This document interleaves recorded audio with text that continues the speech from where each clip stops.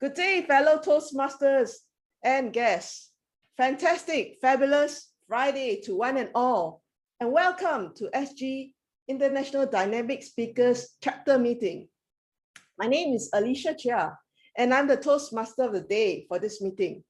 Tonight's meeting theme is centered on the acid test of leadership.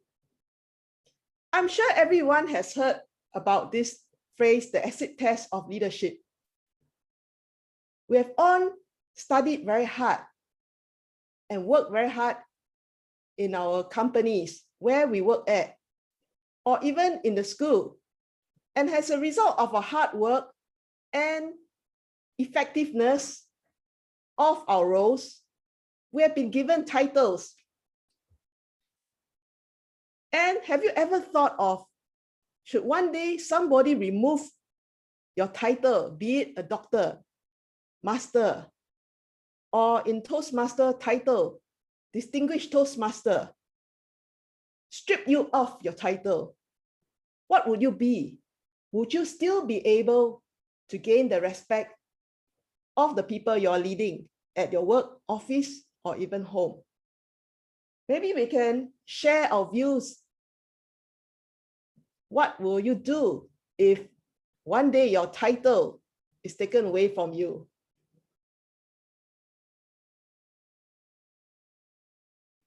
Anybody want to give an idea before I hand over to our club president for his opening speech? I'll give an idea. So I work as an engineer, and I guess you could say my title is an engineer or project manager potentially. However, I wouldn't say I define myself by my job title. I think there's more to life than just what it is you do for a living or what education you have. That you could see the world in a way of like a hierarchical understanding where people are put in a hierarchy and you respect people based on their profession or their education, let's say. But I think there's a lot more to a person than just what you do for a living or what level of education you have. So I wouldn't necessarily feel my title defines me or my education defines me. But at the same time, I can understand why certain people hang on to that. Obviously, it takes a lot of work to get to certain positions in life, and there is value in that. So, yeah, you've got to have a balance, perhaps. Thank you, Melinda, for sharing us your views. Certainly, it's not the end of the world. I will leave everyone to ponder on what I said earlier and what our friend Melinda has just mentioned. And let us hear what our club president, DTM Willie Low, with his opening address. Over to you, Mr. Club President. Thank you, Toastmaster of the day. Fellow Toastmaster and friends. The acid test of leadership happens when there's a disaster or where's a situation the company leadership will have to handle. Sometimes you will hear the leadership of the company will say, or the CEO will say, do this, do that, or what will he do? He will seek his advice and make the best decision for moving forward. But sometimes you will hear CEO will ask, what you want me to do? That is not that's not right to us, because the leader will want to listen how his member works. Not rightfully, he should be taking charge of what is happening and get advice from his team of department heads to get the best advice and help the company streamline the disaster or crisis. In our life, we have heard of different style of leadership, but do you know that sometimes the style of leadership is not able to handle the crisis because the leader has his own mind. So as reading the acid test of leadership, we need to know the leader need to be very clear mind need to have a plan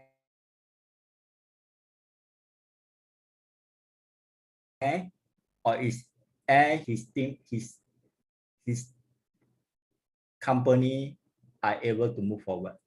Without a plan, you are just having different advice and you couldn't have a clear mind. So this acid test of leadership is to test whether this leader is able to stand the weather of storm. I have seen many leaders out there in the corporate world fail not because they cannot leave the company out of crisis.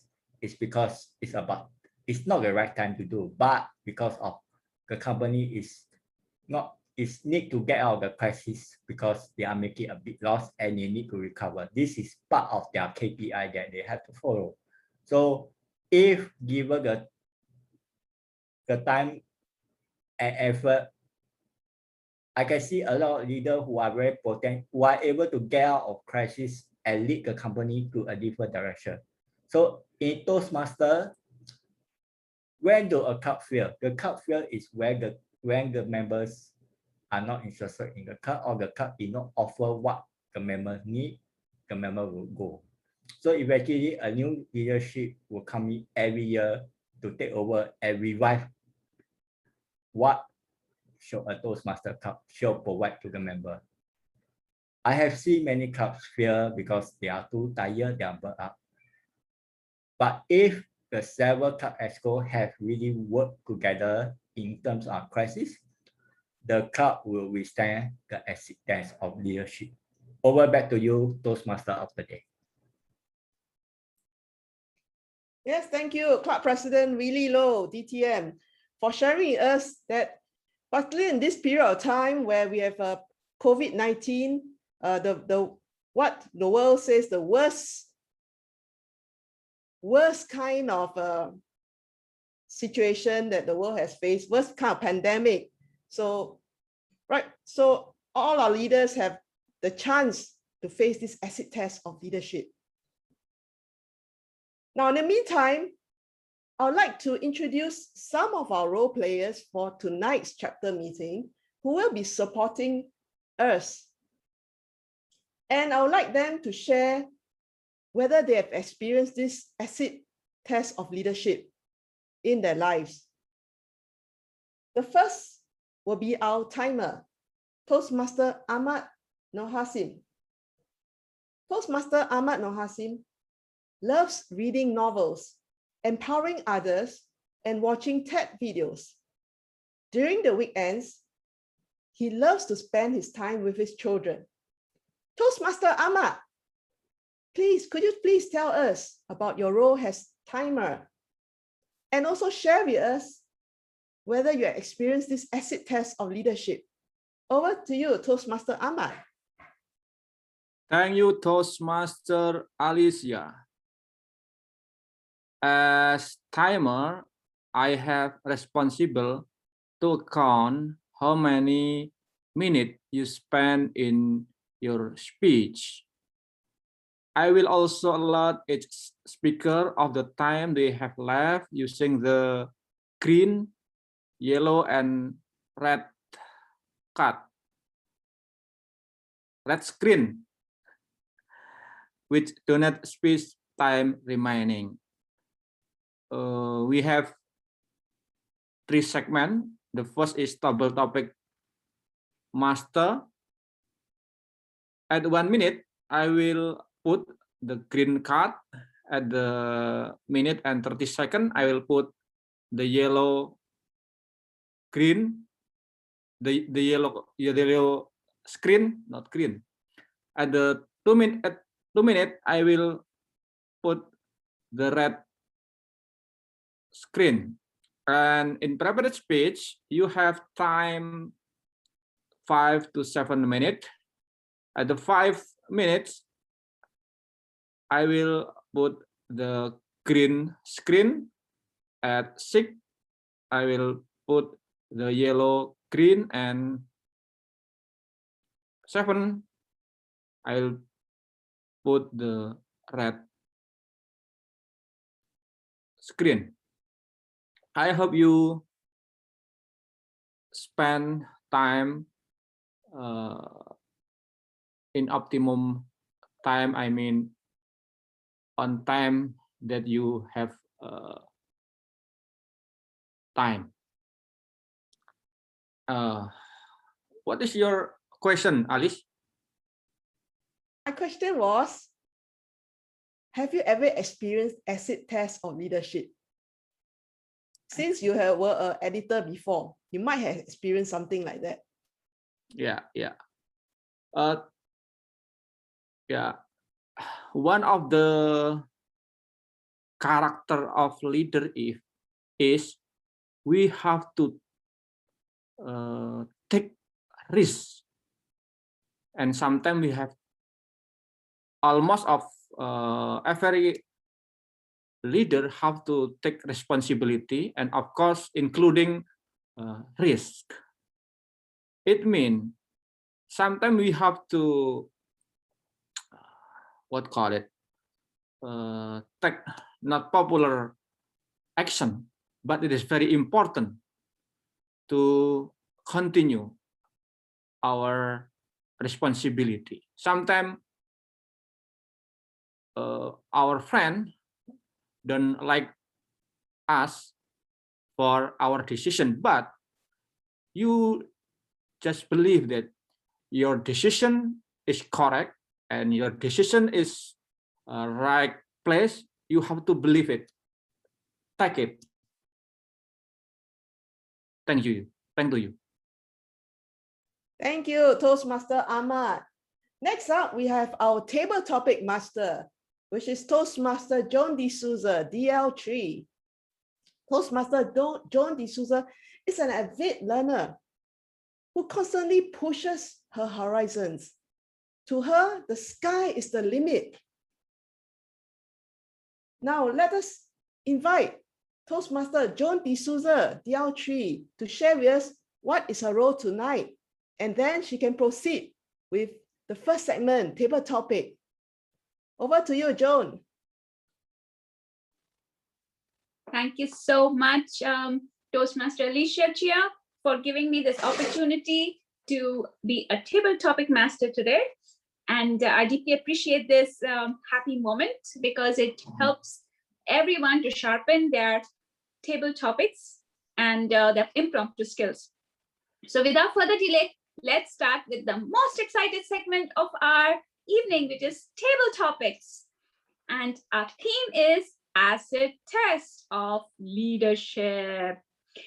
And who will like to go first? Who wants to go first to show their acid test and how they have overcome this acid test of leadership? Or if you don't raise your hands, you will force me to call you out.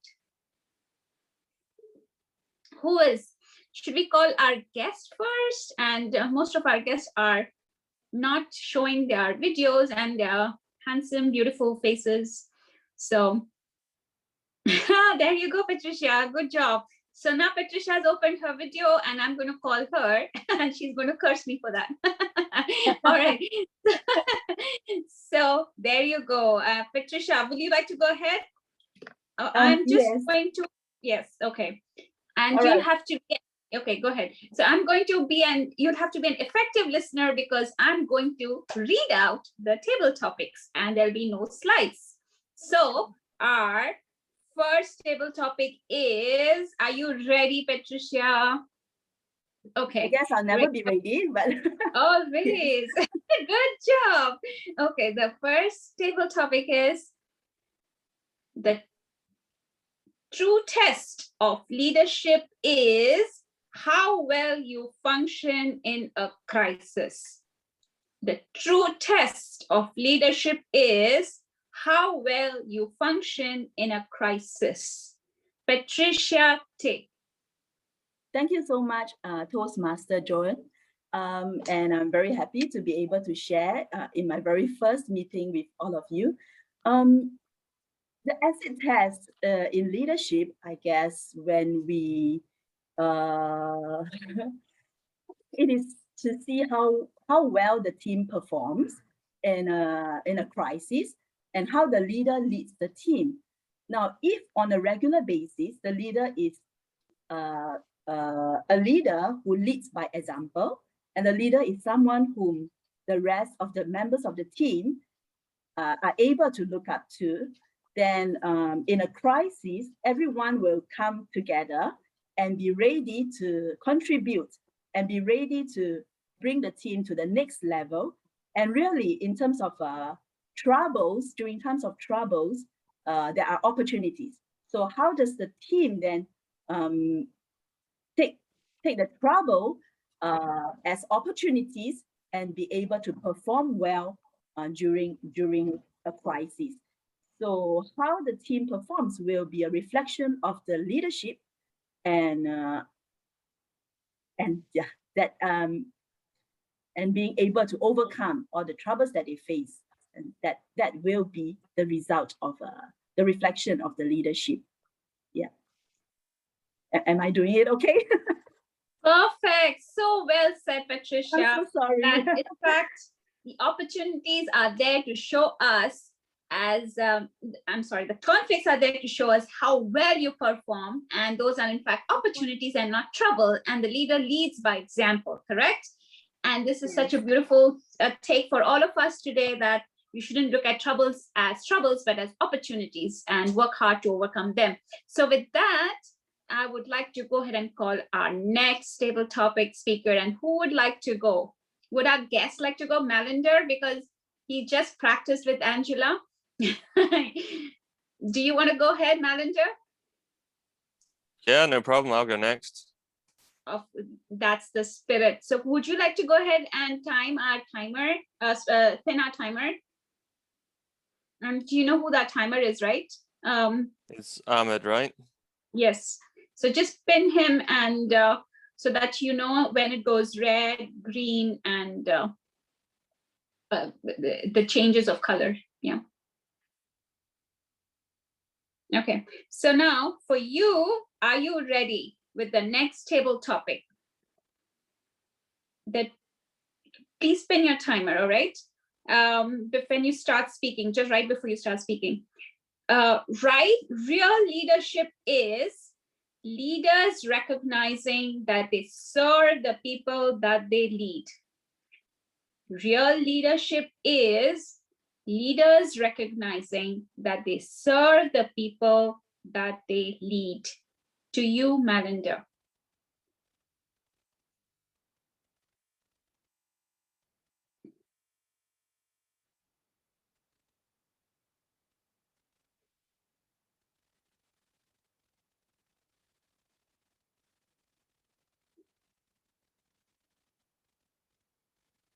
Are you ready, Malinder? Are you ready to speak? Yeah, sorry, I just had a call from my project manager. Could you repeat the approach, the question again? Sure. Real leadership is leaders recognizing that they serve the people that they lead. Real leadership is leaders recognizing that they serve the people that they lead. Okay, sure. Right. Okay, so the question mark that we have here is, what is the purpose of leadership? Leadership, I think, traditionally was looked at as a central figure who had control over other people. So they would be a person in command of numerous people in a hierarchical structure, and they'd tell those people, you've got to do this, you've got to do that, and you're going to follow this. And that was the traditional approach to leadership. However, in more recent times, it's become more in vogue, and it's become a part of sort of management training and leadership training that actually there's a term called servant leadership. Servant leadership is the belief and the philosophy that a leader ultimately serves the people that they're leading, and they have to talk to those people, learn what they need, and have a approach which is about giving to those people and to understand those people. This approach to leadership is a new approach, and for a lot of people this is unusual, and it's difficult to break down the traditional approach to leadership. So many people out there, they will have this old view of leadership, and it's hard to transition to this new view of leadership.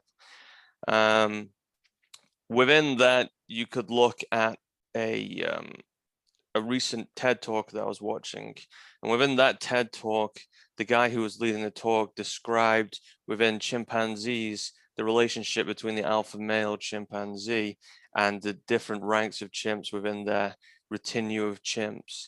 And within that, they said that the key difference between what you'd expect of the alpha male chimp and what they actually do is quite different to what you'd expect. So the alpha male chimp may not be the strongest chimp of all, but actually he's the one who builds the best relationships within the group. And because they've built the best relationships in the group, they can potentially have one chimp who is ahead of the others who are stronger than him by the development of relationships. So you can see that this servant leadership type idea is something that is perhaps central to leadership and, you know, controlling groups in a way that is innate to a chimpanzee as much as it is to a human. All right, that's me done. Awesome, Melinda. Can we give him a round of applause? Okay, thank you so much for a wonderful sharing all your thoughts about how it's important to serve as a leader, and not the idea is, you know, not to control, but having serving thoughts and to build relationship. And this is how we gain leadership, and not by controlling, but understanding people. And we need to build really leadership in these areas in this fashion. So with that, I would like to go ahead and call our next table topic speaker. And who would like to go after Ballinger? Asmina, would you like to go? Okay. Sure. Great. So leadership, true and genuine leaders are not nominated, voted in, or appointed. True and genuine leaders emerge from a crisis. So true and genuine leaders are not nominated, voted in, or appointment. True and genuine leaders emerge from a crisis. Fellow table topic master and fellow guest, my topic is that true leaders emerge from the crisis. So for this topic, I want to say that there are a crisis. For example, the COVID is the crisis. There's a climate crisis. There's a microplastic crisis that is going on worldwide. So what true leaders are going to do, they are, for example, if they are running a company, their leader's duty is to have a company where they can delegate the team and where they can direct the team how to work on different topics. The leaders will build the trust in the team, and they will have monthly training sessions and regularly give feedbacks to the people who are their employees. And if there's a crisis come, then they have to always have a backup plan for the money. Also, they must have some insurance of the goods, insurance of the people. If a crisis comes, your end time, your employees are leaving you, or you don't have money to overcome the next project, then how you are going to cover those things. So the true leadership test is when you have all the backup plans set up. For example, in case of you are running a textile company, you should have insurance people. If your say last minute your container doesn't comes in, or there's some problem with the container, then the insurance company, you will ask them to give you the half of the money back. Or if there is you need some extra money, some debt or some leases, then you will ask the banks. You must have a good credit rating, so the banks will give you end time debts and money, through which you can progress and start the new business or development. And you must have good financial planning beforehand when you start the business. So the crisis can come at any time, not just because of the COVID, but you should have a backup plan ready. and backup team ready whom you can contact. You can also take help of the networking system that you have, or maybe the mentors that you have, or you can, just in case of COVID, you can go for extensive e-commerce marketing, which helps you build your brand further, and which help you develop your brand. As we have seen that the internet appearance of the websites and all these companies have increased 21% in this COVID, whereas the in-person going to the stores have decreased 6%. This shows that now we have to automate everything, and 1 in 5 companies go online through in the COVID. That means 80% companies are still not online. So we have to change our strategies in the form of at the time of crisis, and look for new features and new strategies to overcome the problems. Thank you.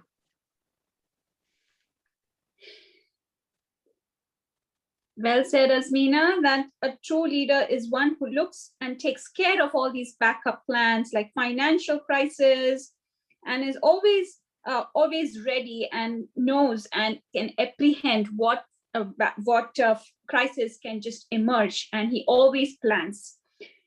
So with that, we would like to go ahead with our next table topic speaker. Who would like to go after Asmina? Jack, would you like to go? Jack Lee. Hi. Okay, who is that Jack Lee? That's Sebastian. Oh, Sebastian. Wow, that's awesome. All right. So for you, Sebastian, the table topic is, it is in times of crisis that good leaders emerge. Or would you like to go ahead for the another one? Sorry, let's go for the another one, because it's somewhat similar to what. Okay. All right, let's go for the another one. Okay. Leaders think and talk about the solutions. Followers think and talk about the problems. Leaders think and talk about the solutions. Followers think and talk about the problems. To you, Sebastian. Good evening again, everybody, to the Toastmasters and guests. Leaders think about solutions while followers think about problems.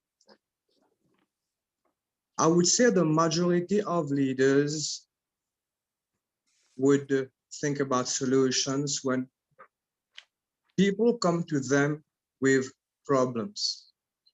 But it also depends, because sometimes even those who are not seen as leaders, for example, good managers,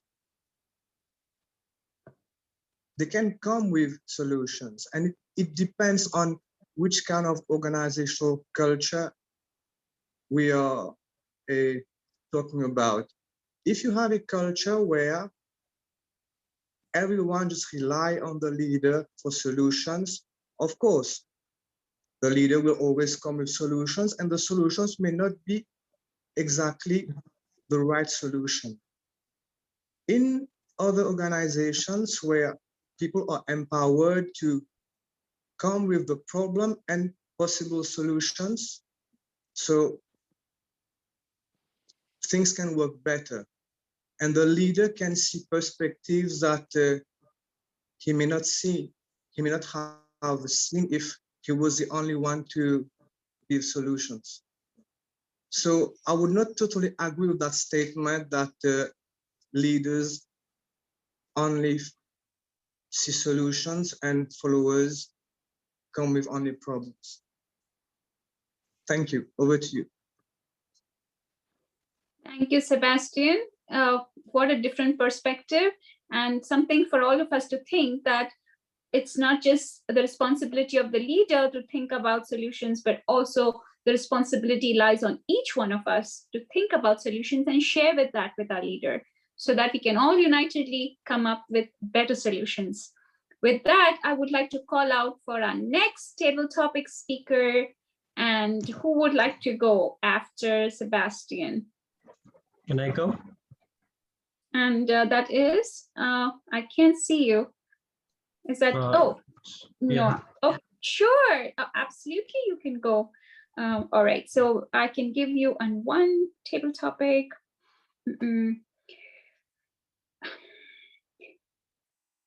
Leadership is not about a title or a designation. It's about impact, influence, and inspiration. Leadership is not about a title or a designation. It's about impact, influence, and inspiration. To you, Noah. All right.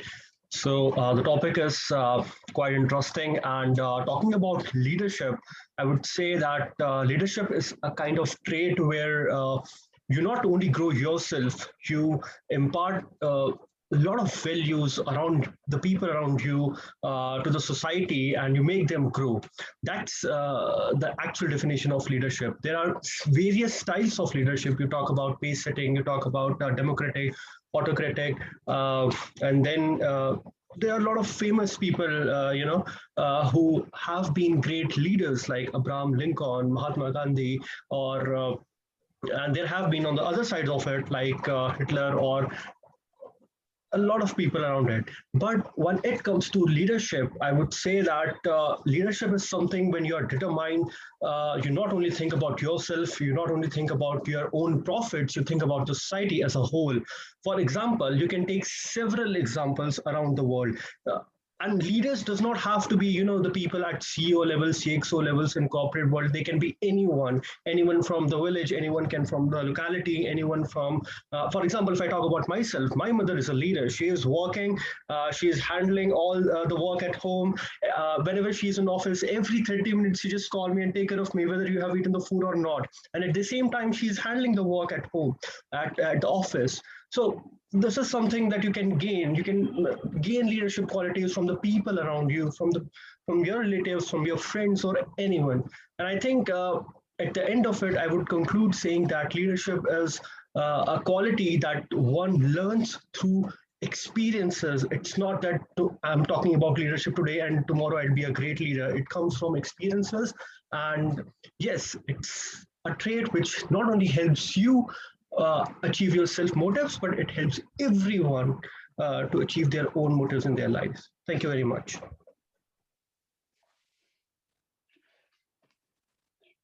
Well said. Thank you so much for sharing your perspective.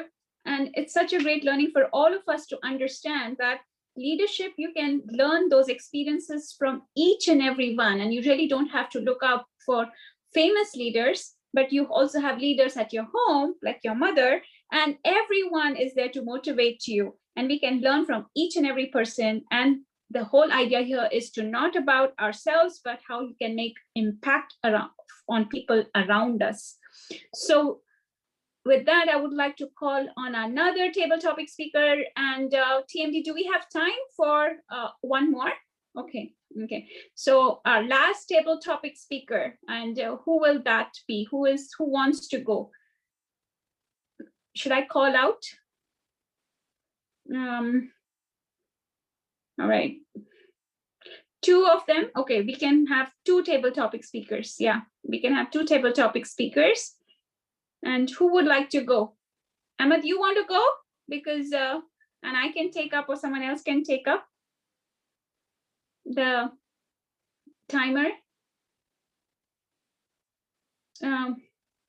Okay, Lee Buckley has agreed to be the timer. So Ahmed, would you like to go?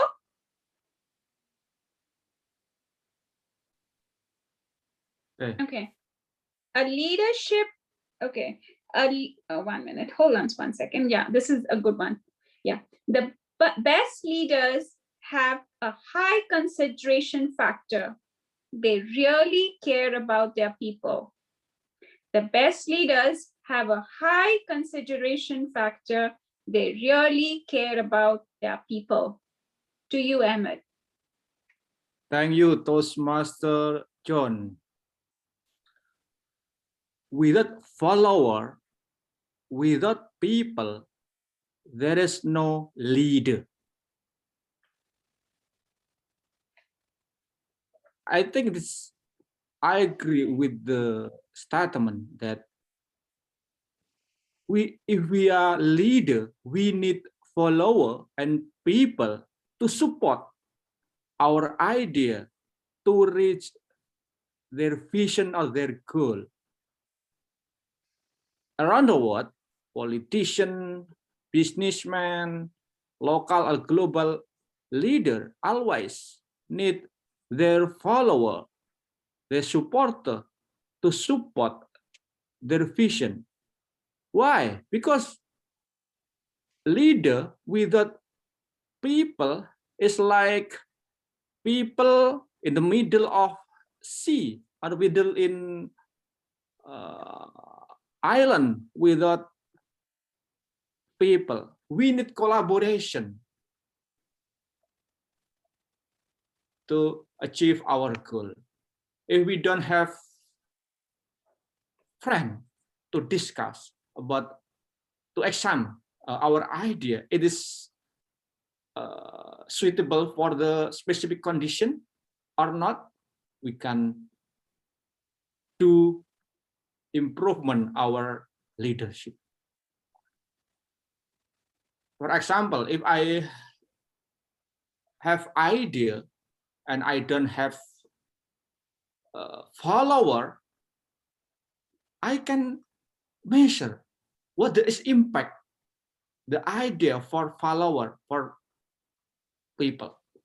So we need improve how to persuade our follower, and we need our support from them. It is energy to improve our spirit to reach our goal. In our club, of course, a president need supporter to support their goal every year, every 5 years, and of course, every week. So back to you, Toastmaster Joan. So well said, Ahmed. If you don't have people, whom are you going to lead? At the end of the day, you all need people to lead, correct? And for that, you also need their support. Otherwise, there's no impact. And for that, you also must care for them. And that's such a wonderful insight. Thank you so much for sharing that we really need people, or we have no leaders here. There's no leadership.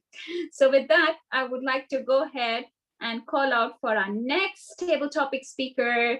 And who would like to go, since Alicia has agreed to have 5 more after Ahmed? So we will 4. Okay, 4. All right.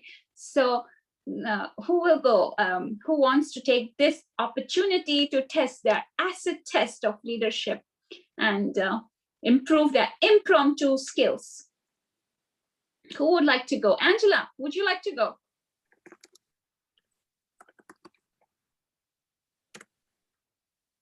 Okay, I can't hear you. You have to unmute yourself. Thank you. I thought a guest should go, but if we've got 4, I'll take a spot. Yes, next question. Okay, yeah. If people can just show their faces, and then we can call them out. Otherwise, it's very difficult to know whether they're there or not.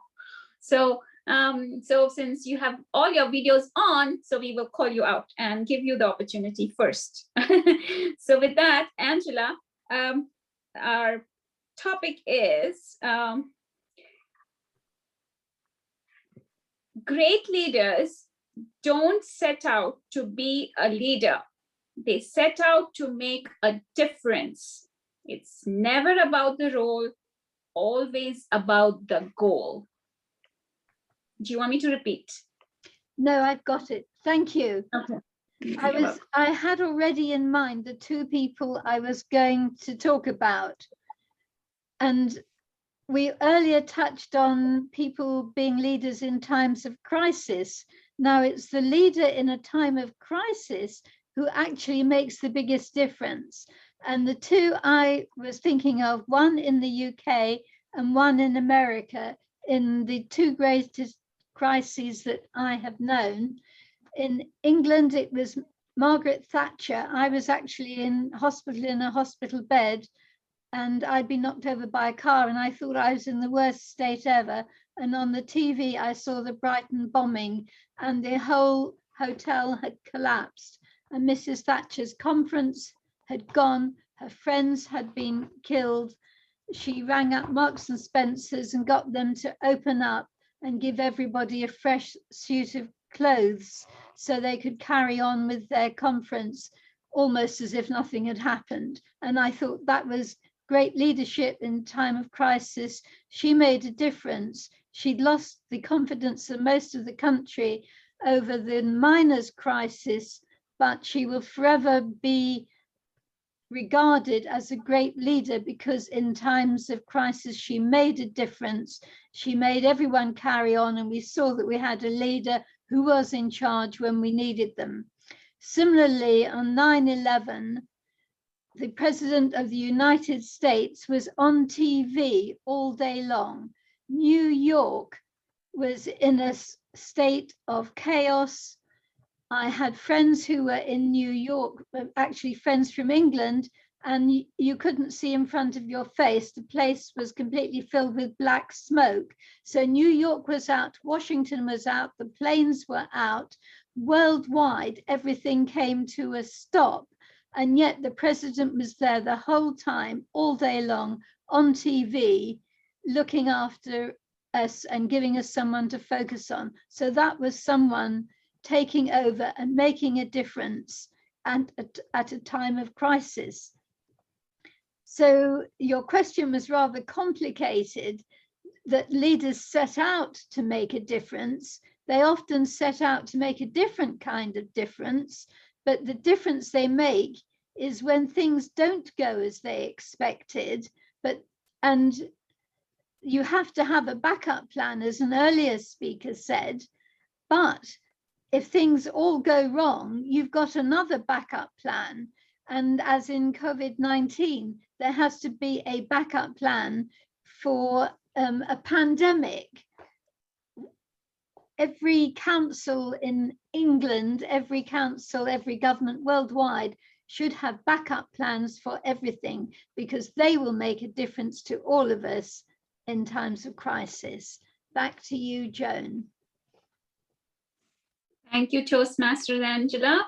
That was good, and quite a lot of learning from you, that we need to constantly have backup plans in order to ensure that we can carry out our goal.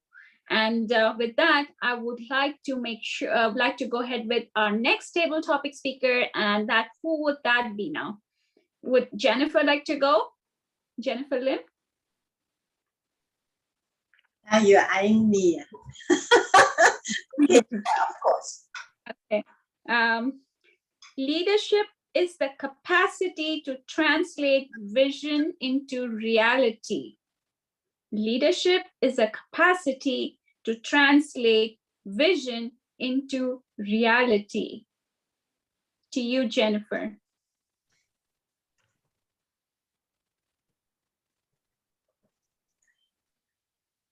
Good evening, Club President and all my fellow Toastmasters. Leadership is the capacity to translate vision into reality.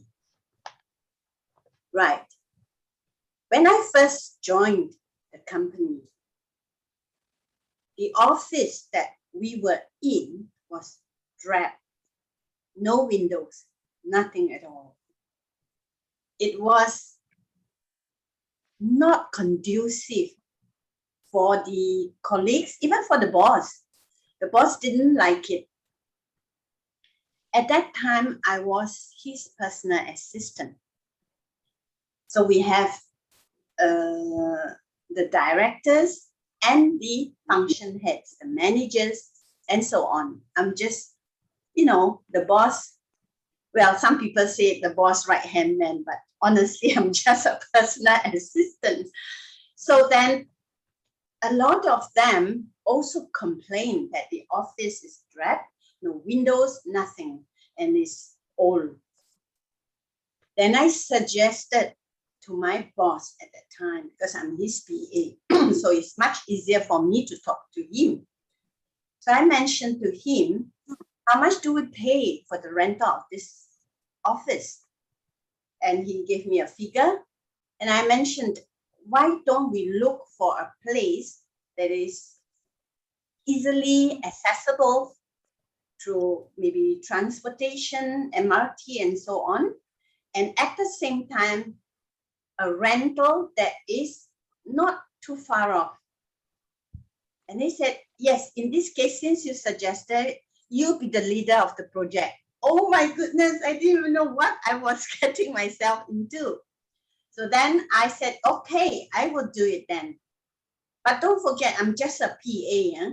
So I need to lead the project. And I have to gather the directors, the managers to help me, which I did. I tried to form a committee, and the advantage that I tell them is, at the moment, our office is this and everybody's complaining. Why don't we move to a nicer office with windows? It's a vision of a place, a newer place, you know, that we can actually have a better place to work, more conducive. And they said, yeah, why not? And I told them, you will be in my committee. Said, yeah, okay, we try. But because they're directors and managers and I'm a PA, it's difficult actually to convince them a lot of things. But I finally did.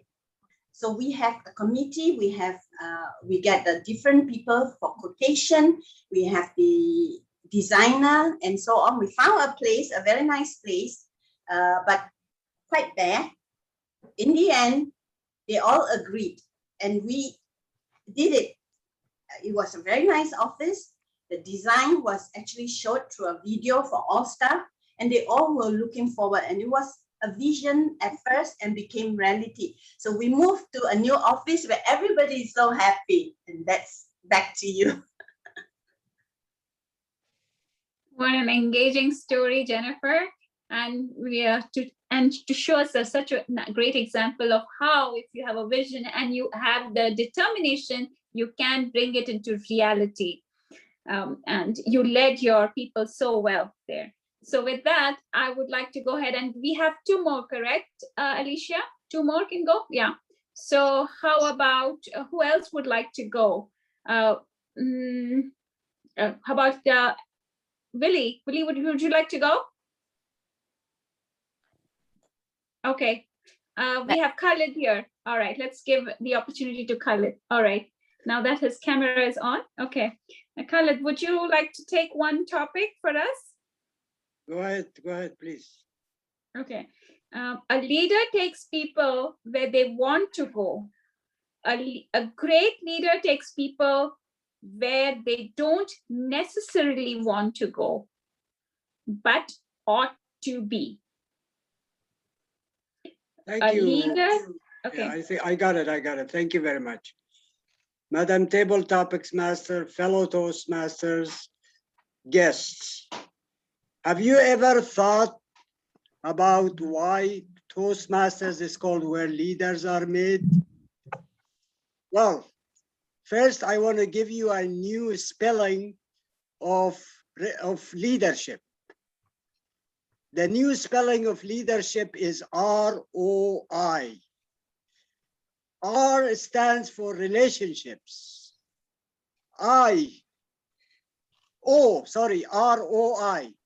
O for outcome, and I for improvement. Now let me detail those.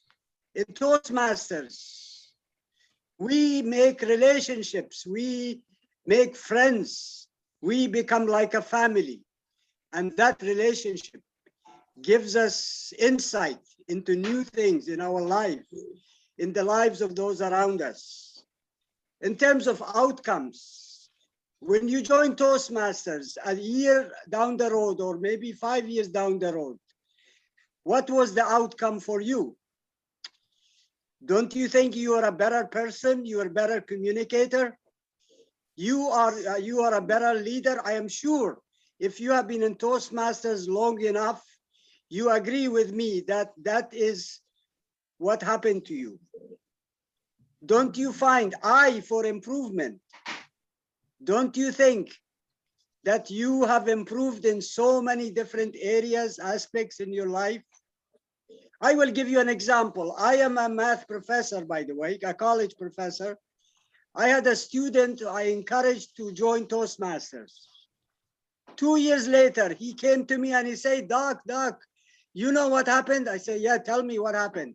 He said, my professor now asked me, Ali, what happened to you? I told him nothing. He said, no, you are an entirely different person. You were timid, you were shy, sitting in class, making no sound, no participation, no nothing. Even your grades were average. But now you argue with me in class, you ask questions. Fellow Toastmasters, if you want to know the meaning of true leadership, look at the new spelling of it. It's about relationships, about outcome, and about improvements. And that is why Toastmasters is called where leaders are made. And if you are a Toastmaster, you have made the greatest choice in your life.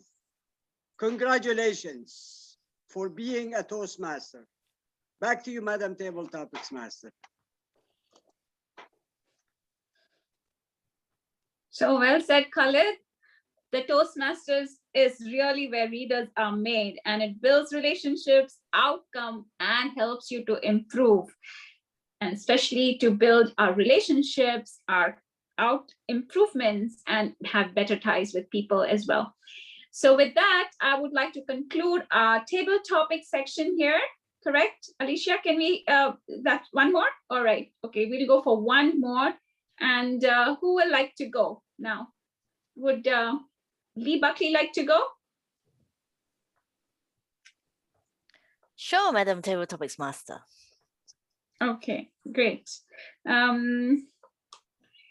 If your actions inspire others to dream more, learn more, do more, and become more, you are a leader. If your actions inspire others to dream more, learn more, do more, and become more, you are a leader. To you, Madam Toastmaster Lee Buckley. Thank you, Madam Table Topics Master. To be a leader is to lead from the front. Anyone can be a manager where you manage things to make sure that things are done. But to be a true leader, you need to lead. An example came to my mind when I listened to the Table Topics Master. This happened to one of my students. He was a Japanese student. He used to come to class and for 3 hours said nothing. He just sat there with his laptop open and just looked at me. I asked him a question. I got a smile back. 3 hours. After 3 classes, I said, nah, that's it. I'm not having this. I'm a Toastmaster. I need to get him to speak. So I took him to the club table topics session. The first time he spoke, he stood up for 3 seconds. Sorry. That was what he said. But a year later, he participated in the humorous speech contest for the first time. 2 weeks after the club contest, he became the area champion. 2 weeks after the area champion, he was a division 3rd place. I thought, wow, from someone who said nothing to someone who won 3rd place in division in 3 years. And of all the contests, humorous speech, that was one of the hardest contests, right, everyone? I know I'm not humorous. Are you humorous? So for me, that statement resonated with me in terms of to be a leader, you need to inspire, motivate, and you need to bring people with you. Ladies and gentlemen, what have you done to inspire others? What have you done to show your true leadership? The acid test of leadership is not in normal times, but when you have a crisis. What principles do you uphold in times of crisis? What principles do you uphold in your normal daily life? I would like you to reflect on this, and then I'll share more with you throughout the meeting as well. Back to you, Madam Table Topics Master. A very good reflection for us to all ponder on and think, what is actually the acid test of leadership? And this is where Toastmaster helps, right? In order to help us to bring to our highest level, highest potential, and to be a best version of ourselves. So with this, I would like to end our table topic session. And I hope you all enjoyed this session. And a big round of applause to everyone, each one of you. You all have truly passed the acid test of leadership today. And back to you, TMD. Thank you. Thank you, Table Topic Master Joan. Now, can we have the timings for all the table topic speakers from our timer? Toastmaster Ahmad?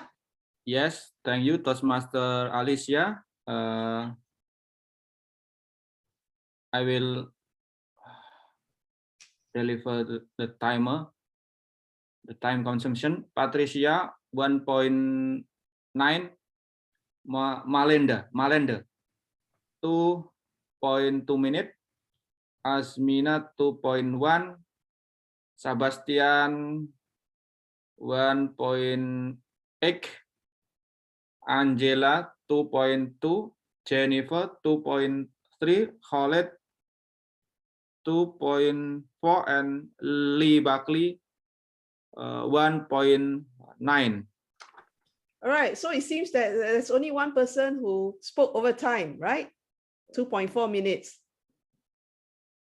So I will launch the polling for the best table topic speaker. I'm going course because this is an exciting part. Right, can you please, everyone, vote for your best table topic speaker? Put in your votes now.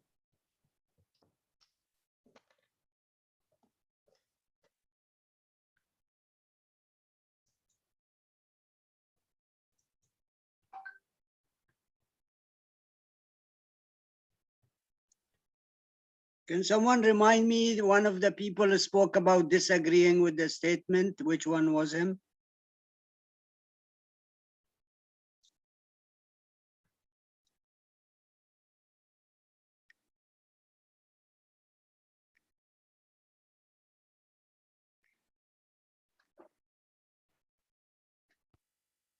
I think that was me, Sebastian.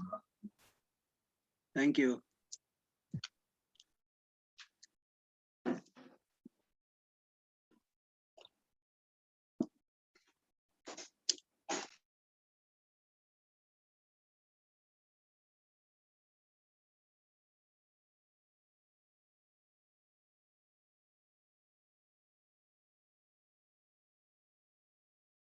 Right, there's only 75% who voted. So for the rest of you who have not voted, or is it because there's too many good speakers out there, you can't decide? So it's acid test of your choice now. I will leave another 70 seconds before I close the poll.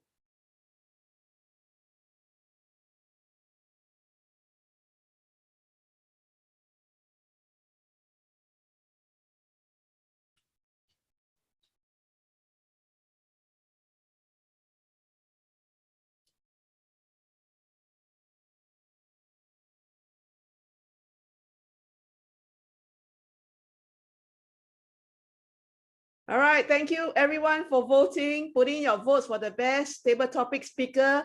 Now the time is 10:17 p.m. Singapore time. And we will take a 10 minutes break. So we take it as 10:20 now. And then please come back at 10:30 GMT plus 8. So another 12 minutes. I give extra 2 minutes. Thank you, everyone. Who was Have the a best good speaker break. then? Welcome back, everyone, to the second half of the meeting, the prepared speech segment. You will hear from 4 speakers tonight, sharing their thoughts on the pathways projects that they are completing. Before we begin, let's have a look at some of the principles that you might uphold in times of crisis. Friends, have you ever thought, how would you pass the acid test of leadership? What principles do you uphold in times of crisis? Please feel free to type your answer in the chat, and we should come back to this later in the meeting. According to an article in continuitycentral.com, when a crisis does strike, the true spirit of a leader will become apparent. And there are 5 key principles where a leader should follow. Take responsibility for decision making. Don't hide behind advisors. Be visible. Be personal. And then lastly, do the right thing, say the right thing. And with that, let's begin our prepared speech segment for tonight. Our first speaker tonight is Toastmaster Joan Souza, Dynamic Leadership Level 3. Joan will be speaking from Level 1 Mastering Fundamentals, Evaluation and Feedback, and this is her second speech. May I please ask her evaluator, Toastmaster Angela Lansbury, to read out the purpose statement for the project. Over to you, Toastmaster Angela Lansbury. Thank you, Toastmaster Lee Buckley. The purpose of this project is for the member to present a speech on any topic, receive feedback, and apply the feedback to a second speech.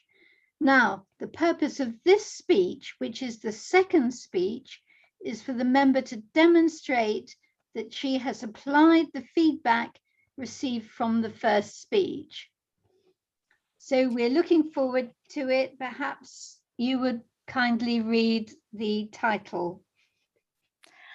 Thank you, Toastmaster Angela Lansbury, for reading out the project purpose statement. The timing for the speech is 5 to 7 minutes. May I please remind the speaker to pin the timer? I believe the timer's video is off. Excellent. Could you please demonstrate 5 minutes? So the green light will be turned on at 5 minutes, the yellow light at 6 minutes, and the red light at 7 minutes. Toastmaster Joan Souza is an avid learner who constantly pushes her horizons. To her, the sky is the limit. She would like to speak without making any grammatical mistakes, learn appropriate body language, and to work on her vocal variety. Her aim is to speak to the audience and not at them. Please put your hands together to welcome Toastmaster Joan Souza with click. Click, Toastmaster Joan Souza.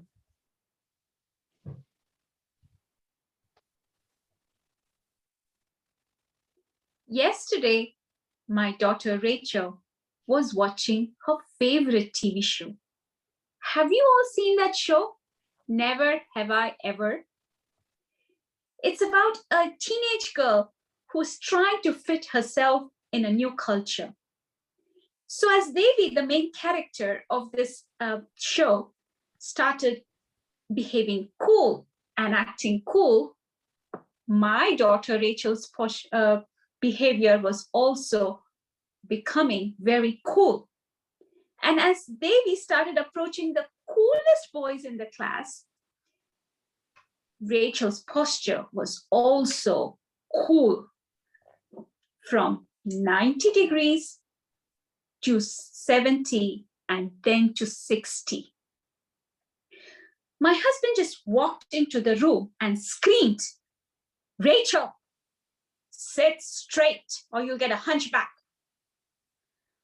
My neck turned and I just froze. Can you guess why? Because 2 days before, I saw him sitting in the same posture, like this, watching not the coolest girls, but watching a football match. He was doing like this, but most of the times he was just facing like this and sitting almost leaning ahead. And I froze. Why? Because, ladies, gentlemen, 2 days right after watching him see Rachel's bending forward, I wanted him to do a number of chores for me, like taking my dog for a walk, doing my laundry, and n number of chores. What if he gets angry? What if he just shuts down from me? What if he disconnects? And what if Rachel, if after listening to my yelling at him, stops listening to him and is not her usual obedient child like she is usually? And what if she disconnects from him? My friends, there is no learning without connection, and there is no obedience without connection too. A few days before, I called my President Toastmasters Club. President, I have an online webinar coming within 2 days. May I go? Please do an online webinar. But Joan, we have just 2 days to prepare for the slides and speech. You think you can do it? I have to do it. I have no choice. I wanted the support of my friends from my club to say that how good I was in speaking, how I was the best speaker before I was just thrown out in public. And I made the biggest crime. I spoke for 30 minutes instead of 25 minutes. Why you didn't stop me? You were so excited that we just let you go. Now that's the power of connection. I wanted my loving Toastmaster friends to just give me the best evaluation and tear my speech apart. I would rather sound dumb here than sound dumb in front of strangers. Because I feel safe and secure in my club. That's the power of connection, and I take time to connect with them each week. Few days, I did my webinar. It was awesome. Jane from another club. Joan, you were so amazing. Claire, you were so inspiring. I've never seen them before. So there is no growth without connection. And there's no love without connection too. When my father died, the crematorium was full of people because my father invested in people and not in wealth. He always took time to send cards to celebrate with them their joyous moments. He gave them a shoulder to cry on during their saddest moments. When I left India, thousands of miles away from my parents, my mom cried, held my clothes and cried each day because she felt connected to me when she hugged my clothes. That's the power of connection. There is no love without connection. There is no growth without connection, and there is no learning without connection. But my friends, we still don't connect. Today, we are all just barely one click away from each other. Today, let's just take a while to intentionally connect with someone. Connect with someone so that we can give them a virtual hug, give them a shoulder to cry on if they have lost someone, a social connection during this pandemic. We are all barely one click away. So just click and connect. Back to you, TNT. Thank you.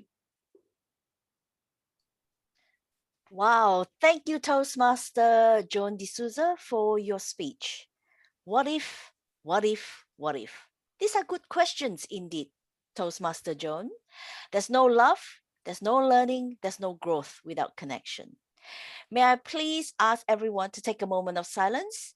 If you would like to give some personal feedback to Toastmaster Joan, you may do so via the private message in the chat while the second speaker gets ready. Are you ready, Toastmaster Asmina?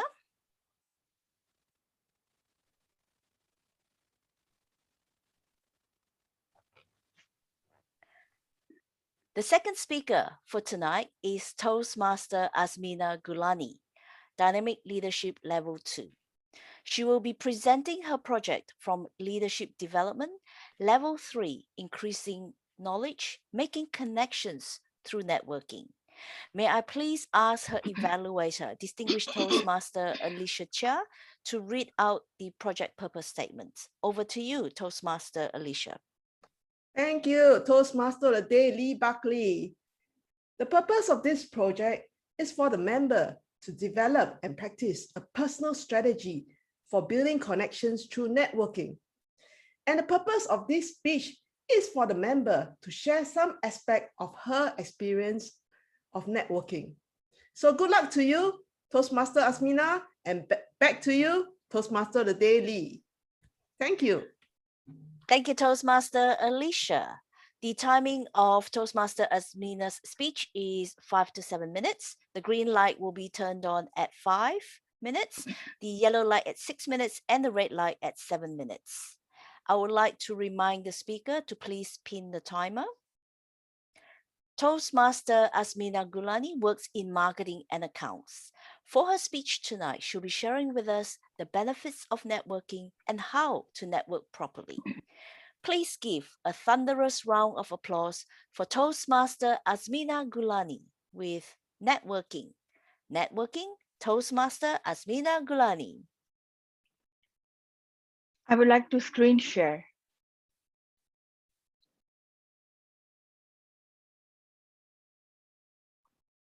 You should be able to do so, Asmina. Yeah.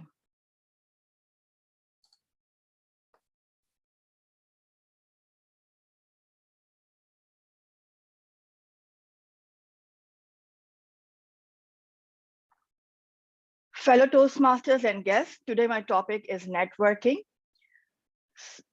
So in this time of COVID, we have a lot of changes that is coming up. For example, the changes in economy, the changes in the environment, changes in the way we do our business, the changes in the way we attend our schools, changes in the way we interact with each other. In this change period, we have a lot of problems and setbacks that are coming to us. We might not be aware of those setbacks fully, and they may come in the future as well. So we have to understand that these are facets we cannot neglect, but we have to overcome those setbacks and consider those setbacks as an opportunities.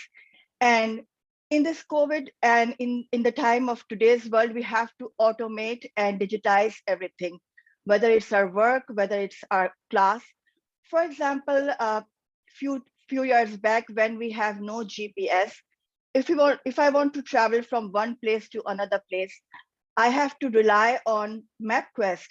I have to print out directions with me. And if I go derail any place, then I really have to look for that direction, and that's a great risk, which takes a lot of time and energy. But now we have GPS available. Similarly, next example is that not long time ago, the kids were going to schools as in person, but now everything is online. Kids are taking online classes. The teachers are coming up with new ways and new techniques to interact online through the digitization and automation. And the parents are involved. They are entertaining with the kids, they're juggling with the work, and they are doing the other works, outside work as well. Whether your company is a very small company, such as service company, or you are a restaurant owner, or you work in a salon, or whether your company is multinational company for its hospitality industry, where a lot of millions of people are involved, or the hospitals, or the textile industry, or gas and the energy sector, whatever the case may be, but you have to change your change your way of working. You have to automate yourself. You have to digitize yourself. What is networking? You network for several reasons. You network to strengthen your business connections. You network to share insight with your peers. You network to brainstorm your ideas. You network to build confidence. And building confidence is very important because it portrays your self-image, and it's the way to present yourself in front of the public. You enter a job market. You may want to enter the hidden job market, which is not available through the recruiters or through the proper channel. Then you have to network. In order to enter a hidden job market, you have to be visible to them. You have to attend several the events, the webinars that is taking place from that company. You have to show your credibility to the company, and you have to involve into the groups, show your worth, add value to the groups. And don't forget to follow up with them, say thank you, send a thank you note to them. And it's recommended to follow up within 24 hours because it's a great way to have a connection. You don't network only to get a job, you network to build career. You don't network just to you want to switch from jobs to jobs, but you have a bigger picture that you want to build a career in that particular field. Therefore, when you network, you should have a purpose in mind. You should have intention in mind that why you are networking. Who is involved in the network? You can have a network of personal friends, family, relatives, or people with whom you have gone to school. You can have network of insurance agents, financial advisors, the physician, dentist, local stores, owners, agents, hairdresser. You can have professional network of the peers with whom you are working, the employers and managers who are working under you, the leaders, the supplier who are regularly supplying you the goods, the human resource and executive, the consultant whom you are meeting on time to time basis. You can network with corporate board members. The fourth group of networking can be alumni, the volunteer groups where you are serving. You can network with the LinkedIn group, the Facebook groups, and other online Twitter group and other groups. You can network with association or institution. You can network with social groups, men and women. When you have all these groups in your list, then you decide that how frequently you want to network. And remember that network is not just going for in order to have a better job, but it is nurturing a relationship. How you can network, determine your purpose, that why you want to network. And for example, if I want to open an accountancy firm, so my purpose is to open a firm, and I will look for the people who already have the accountancy firm in LinkedIn, social media, new publications. And if the common connections are meeting, then I will ask for introduction. But if I don't know them, and if there's no connection meeting, then I will call that people, and or I will send the email and asking for formal introduction and ask to set up a meeting. And the meeting, I will ask 2-3 questions that will state my purpose. And on the basis of those 2-3 questions which states my purpose, we will have a thoughtful discussion. And after having a thoughtful discussion, we will say send the thank you notes and say thank you for the time, energy, and we'll say I will acknowledge them and send them thank you notes, or maybe we can send them the gifts of flowers or chocolates and follow up with them.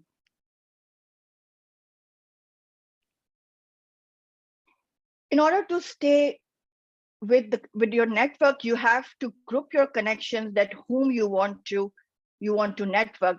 You can build your rapport by involving yourself in a different groups that is available, online groups, in-person group, institutions, and then you will show your value.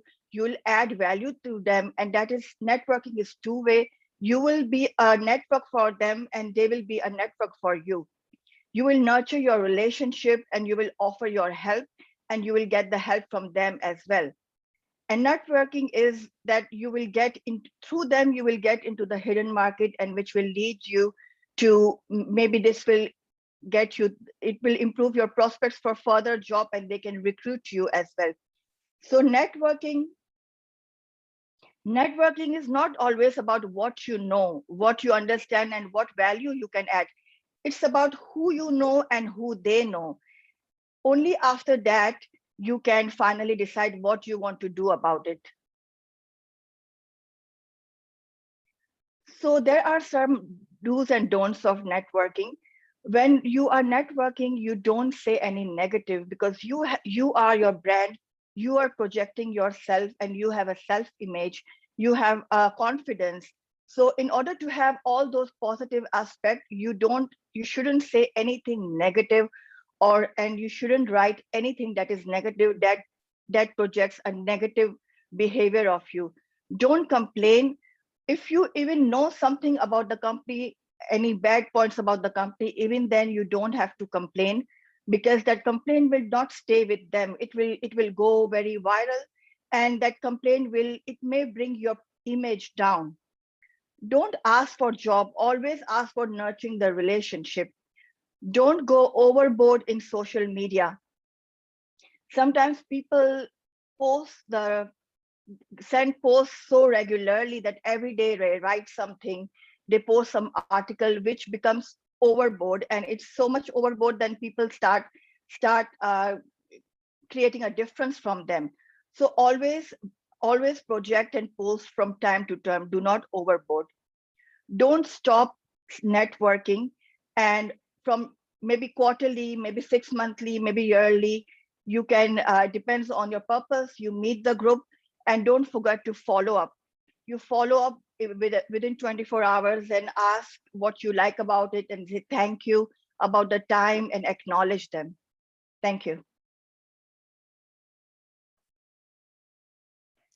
Thank you, Toastmaster Asmina, for sharing with us the effects of the current job market and how networking helps us in entering the job market.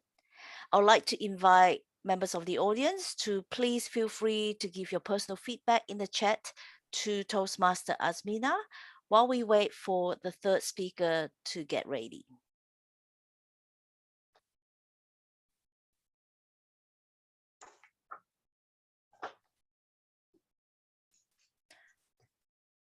Toastmaster Angela, are you ready?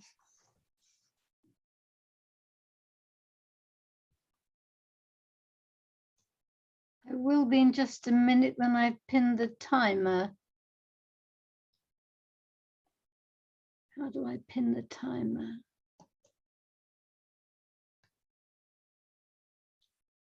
Do I go into speaker view to pin the timer? No, go into gallery first to pin the timer.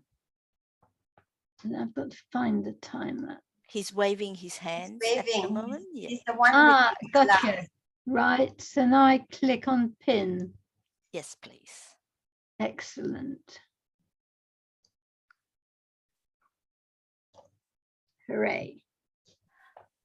The next speaker is Toastmaster Angela Lansbury, Advanced Communicator Gold, Advanced Leader Bronze, Presentation Mastery Proficient, Engaging Humor Proficient, Dynamic Leadership Proficient, and Visionary Communication Proficient. Tonight, she will be presenting her project from the Motivational Strategies Path, Level 3, Increasing Knowledge. The project is Connect with Storytelling. May I please invite her evaluator, Toastmaster Jennifer Lim, to read out the project purpose statement. Over to you, Toastmaster Jennifer. Thank you, Toastmaster Lee Buckley. The purpose statement of Angela's speech. Her project is for the member to practice using a story within a speech or giving a speech that is a story. Back to you, Toastmaster Lee Buckley. Thank you, Toastmaster Jennifer. The timing for Toastmaster Angela's speech is 5 to 7 minutes. So the green light will come on at 5 minutes, the yellow light on 6, and the red light on 7 minutes. I believe the speaker has pinned the timer. So let me introduce the speaker. Toastmaster Angela Lansbury has written best-selling books on etiquette, wedding speeches, and toasts. her least successful book was How to Get Out of the Mess You Are In. Well, did she make a mess with this book? Not only did she mess up the size of the book in printing, she ended up having only one reader. Tonight, she will be sharing with us some tips on learning to cook safely and scrumptiously. Please put your hands together to welcome Toastmaster Angela Lansbury with Learn Cooking and Teach Safe, Scrumptious Cooking. Learn Cooking and Teach Safe, Scrumptious Cooking. Please welcome Toastmaster Angela Lansbury. Hello, everybody. For some of you, it's evening. For some of you, it's morning or lunchtime. How about an egg? To demonstrate to you easily, I'm using an ostrich egg. It's a genuine egg. It comes from South Africa. My question to you is, can you cook an egg for breakfast? For me or for anybody else? If you are the one who cooks and you know how to cook an egg for breakfast, please raise your right hand. Do I see any right hands? Now, if you do not know how to, or if you just don't cook or don't want to cook, please raise your left hand. Do I see any left hands? That is wonderful news. If there is a crisis tomorrow, a hurricane, a tsunami, a terrorist attack, an earthquake, we all know whose door to knock on if we want breakfast. It's obviously Lee Buckley in Australia or Jennifer Lim in Singapore, or possibly even me. And I think we can find someone in England too. Right, now, let me tell you about the time when I discovered how important it was to be able to cook breakfast. My mother always did all the cooking. She wouldn't let me in the kitchen when I was an adult, although she taught me cooking as a child. Then, all of a sudden, one day, my mother died. My father wouldn't come and stay with me. I said to him, if there's anything you want, phone me first thing in the morning, in the night, anytime, just ring me. First thing in the morning, the phone went. Hello, he said. Yes, I said. What can I do? He said, I need breakfast. Well, I said, why don't you make yourself an egg? Where are the eggs? Where are the eggs? Try opening the fridge and looking in the fridge door. If they're not on the work surface, Mother must have put them in the fridge door. Okay, I've got the egg. Now what do I do? Didn't Mother ever show you how to cook an egg? No, she always did all the cooking. Right, I said, I'll tell you how to cook an egg. Now, my father was a bit frail at this point and also a bit upset. So I wanted him to do it very carefully and not burn himself. And I remembered how my mother taught me when I was a little girl. She said, you get a big pot and you put your egg in and you put cold water in it. You bring it to the boil and you leave it for 5 to 8 minutes. And then don't touch the hot water, turn off the light and pour in cold water. And then you will lift it out with a spoon very carefully and put it under the cold water tap. Take off the outside and you put it in an egg cup.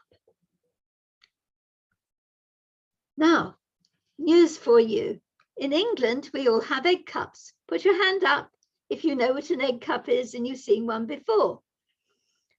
Put your hand up if you know someone who hasn't ever seen an egg cup before. I've given this speech before, and all the people in Nigeria said to me, we don't have egg cups. When I first came to Singapore and I asked for a boiled egg, they gave me a boiled egg rolling around in a plate or in soup. And I said, please, may I have an egg cup? And they went off and they muttered and they came back and said, we don't have any egg cups. And I thought, you know something, their egg cups have been stolen by other tourists and they don't trust me. They must have an egg cup and they're hiding it from me.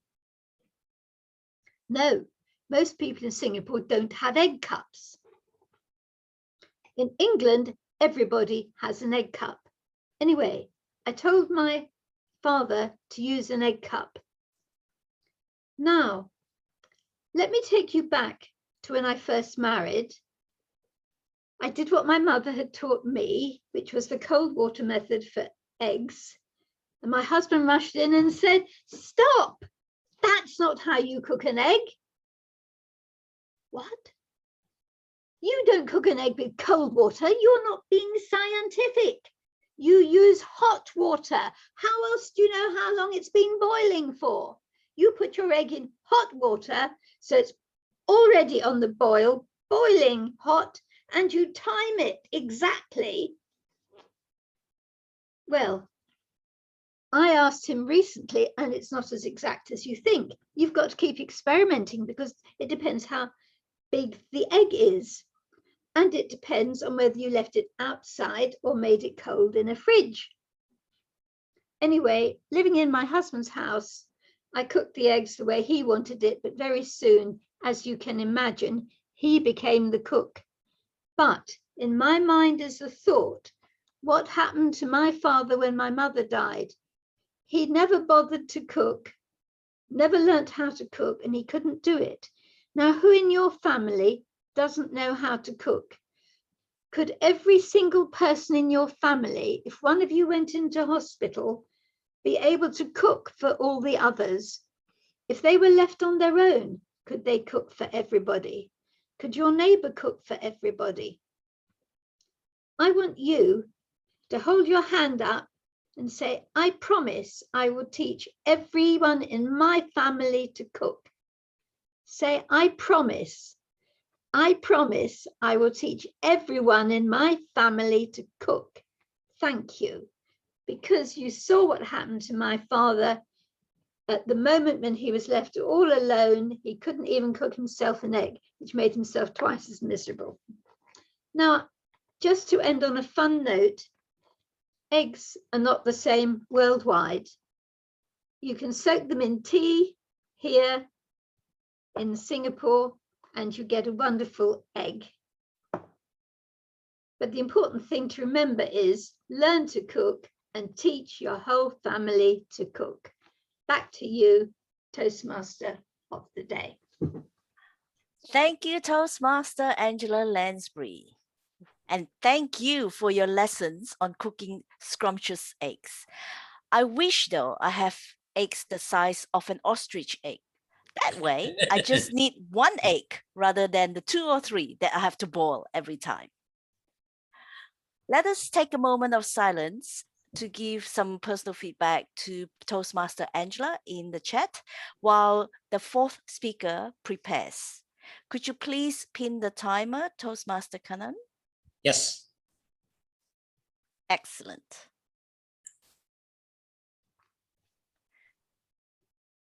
Our 4th speaker for tonight is Distinguished Toastmaster Kanan Sankara. He will be presenting a project from Dynamic Leadership Level 4 Building Skills, and the project is on Manage Change. May I please invite his evaluator, Distinguished Toastmaster Willie Loh, to give the project purpose statement. Over to you, Toastmaster Willie.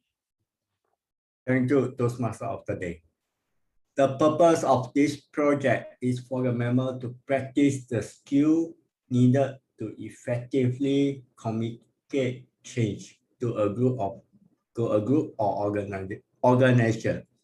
The purpose of this speech is for the member to practice speaking about change. It's a 5 to 7 minutes. Over back to you, Toastmaster of the day. Thank you, Toastmaster Willie. Again, Mr. Timer, timing is 5 to 7 minutes. So the green light is 5 minutes, yellow light 6 minutes, and the red light is 7 minutes. I believe the speaker has pinned the timer. Yes. Distinguished Toastmaster Kannan Sankara loves to travel. He lives in Baltimore, Maryland, USA, with his wife, Janaki Kannan. They have a son who is currently studying at Johns Hopkins. He started his Toastmasters journey in late 2012, eager to improve his speaking skills. He would love to speak professionally without any grammatical mistakes. Tonight, he will share with us different strategies on increasing club memberships. Please. Oh, no. Oh. I am talking about change management, managing change in an organization. So tonight, he will share with us different strategies on managing change in an organization. Yeah, thank you. Please give a warm round of applause to distinguished Toastmaster Kannan Sankara with Managing Change in the Organization. Managing a Change in the Organization, distinguished Toastmaster Kannan Sankara. Thank you, Madam Toastmaster, fellow Toastmasters, and distinguished guests. Change, whether it affects an individual or an organization, presents challenge. Change management is an acid test for the leadership. This assists shareholders with transition in an organization. For a change management, a well thought out plan for handling change give everyone and the affected individuals the opportunity to understand what is happening in their environment through communication and strong leadership. Communication is the key here. One of the greatest benefit of change management is that it allows all affected individuals to have an understanding of why changes are made. We need to provide a well-designed plan to everybody who are affected. For example, let us say a company rolls off some of the employees. The people who are affected should know why there was a change, why there is a roll-off is required, why they are rolling it off.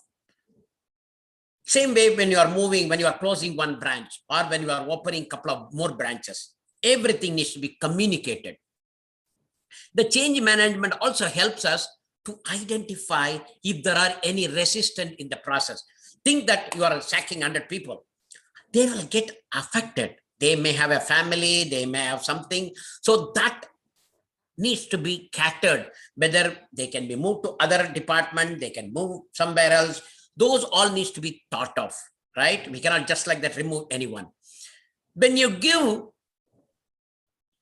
the affected party a consistent information regarding a change, they will say, okay, I will try to help them. So maybe I will be able to take another job in another department or something like that. Good planning sets a precedent for future change by demonstrating a commitment. As I mentioned to you, for every change management to be successful, we need to have communication. Communication is a key. We need to plan all the steps for splitting all the tasks and disseminating accurate information on a consistent basis. Creating and implementing a communication plan, this is the best course of action. Recently, you know that in Toastmaster website, if you see that every time when on a weekend, when they are moving or when they are changing the code, they would say the website is not available on Saturday from 10 a.m. to 5 p.m. or whatever it is. Why they are communicating? That makes us aware that, oh, the site is not available. So make sure you plan yourself so that you can do your job other than that particular timeline. That is a communication. That will help them to load the software, whatever is required. I'm going to now share a personal story on the change management. I was the project manager in the IT. I was supposed to communicate, the customer service report, especially if you are in the IT, you are aware the production support. It will not be in US because it is a costly affair. To have the resources sitting 24/7 for production support is very costly. So the company decided to move it to Philippines. They taught India, Mexico, and Philippines. You will not believe. Philippines is the most cheapest place to have the offshore to work on the production support. They put it without checking the impact, only thinking cost. They formulated the plan for communicating the changes to. They're communicating the change to. Sorry, they're communicating the change to the offshore company. So what we did is, one second, somebody's there. I think somebody's knocking. One second, I'm sorry. I may have to stop here for 1 minute, okay? Somebody's knocking my door. Yes.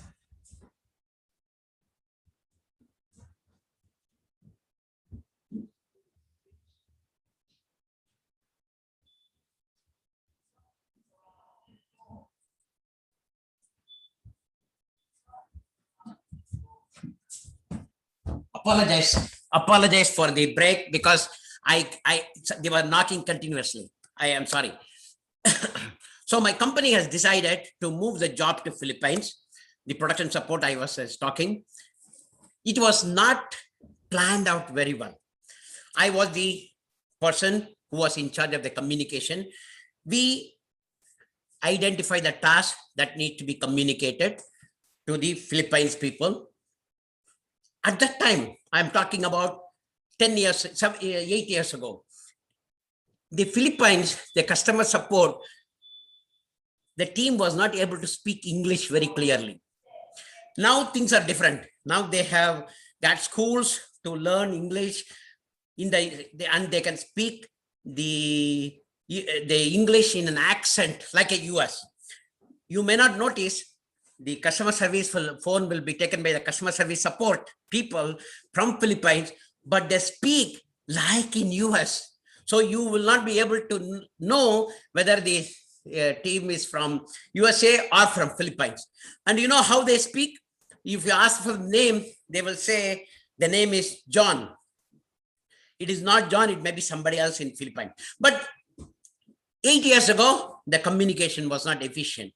So what has happened is the company, the organization need to go through a lot of pain when we move the IT job to Philippines. Why I am saying that? When you are doing a change management, why you are doing a change for the organization, we need to think and we need to plan for every individuality.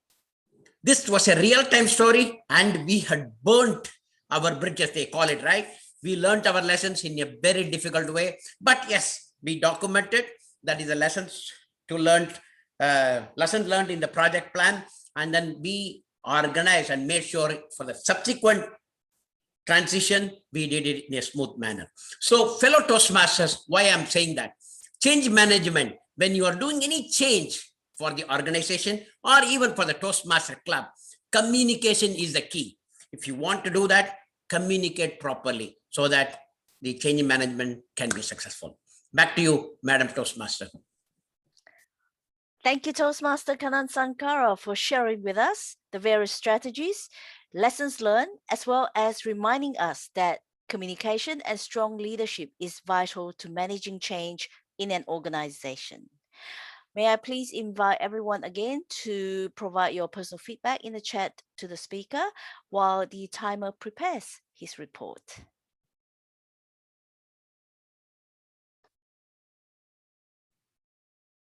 Thank you, Toastmaster Lee Buckley.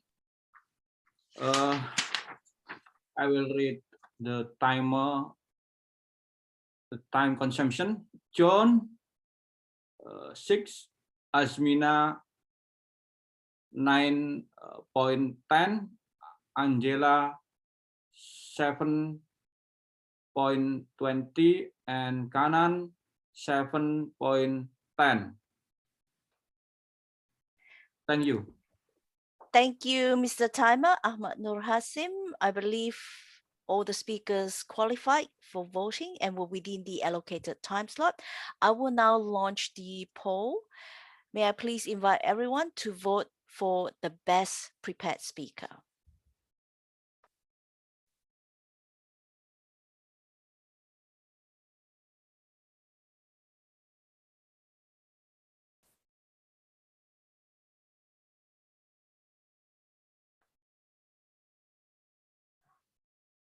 We have reached 80%, so there's still 20% to go, and we've got about 30 seconds left.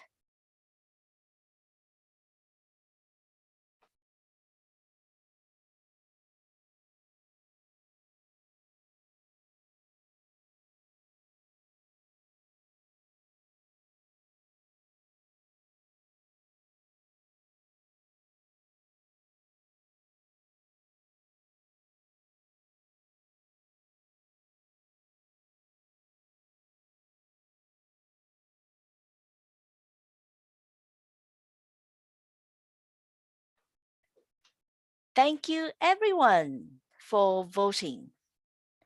It is now time for a short break before we resume for the third segment of tonight's meeting, the evaluation segment.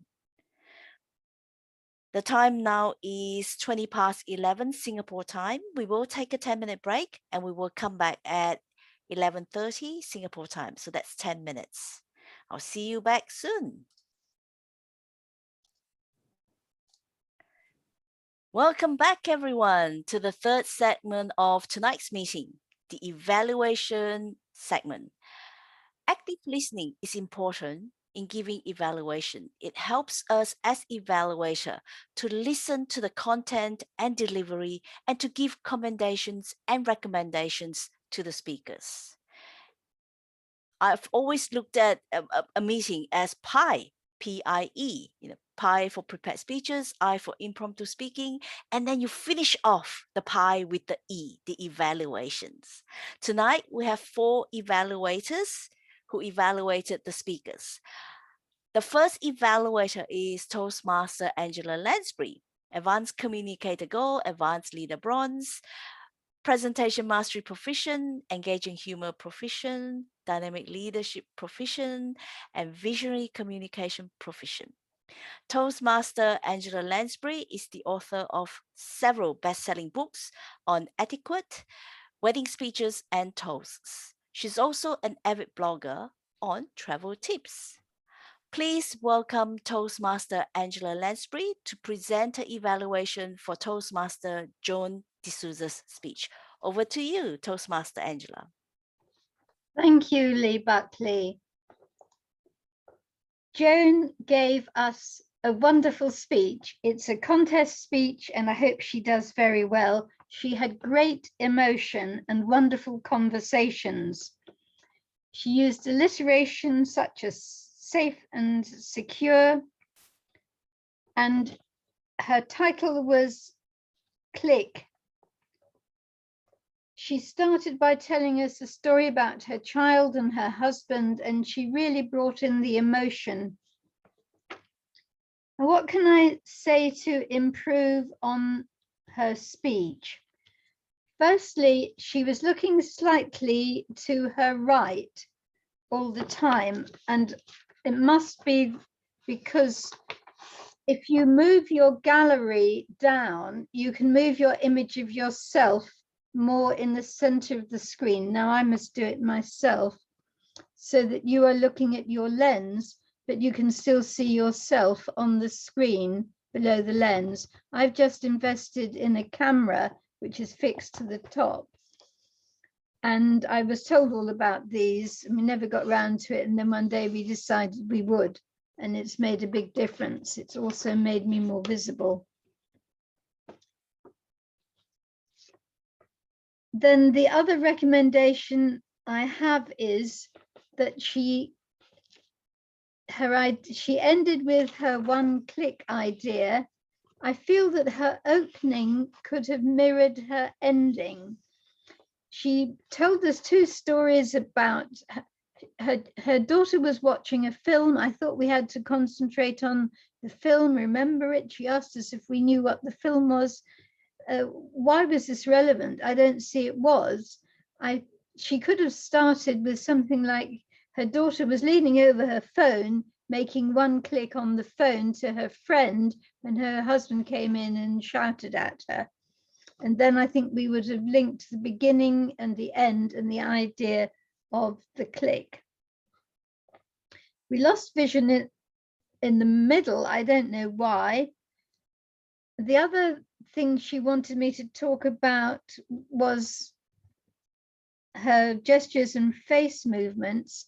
The interesting thing was at one point she was fluttering her eyes a lot, as if she was nervous and it wasn't relevant. And then there was a point in her speech when she was anxious about giving a speech, when fluttering your eyes anxiously would have been a very good thing to do, to indicate that she was nervous about giving a speech. So I suggest she looks at the video of her speech and looks at where her eyes are going and where she's looking and when her eyes are fluttering, and then has complete control of where to put them. All in all, an excellent speech with just a few tweaks, and she'll be on her way to winning the contest. Back to you, Toastmaster Lee Buckley. Thank you, Toastmaster Angela Lansbury. Thank you for your evaluation, and we wish Toastmaster Joan de Souza the very best in her contest. The next evaluator is Distinguished Toastmaster Alicia Chia. She is a happy-go-lucky person who enjoys life, aims to live life in the moment, and loves creating memories and enjoying the journey rather than the destination. Her hobbies included playing the saxophone, digital photography, sports, and being a tourist in her own country. Please put your hands together to welcome Distinguished Toastmaster Alicia Chia with her evaluation for Toastmaster Asmina Gulani's speech. Over to you, Distinguished Toastmaster Alicia Chia. Thank you, Toastmaster of the day. Give me a minute while I look for the timer and pin him. That's our timer. Okay. Now I need to pin myself. All right, okay.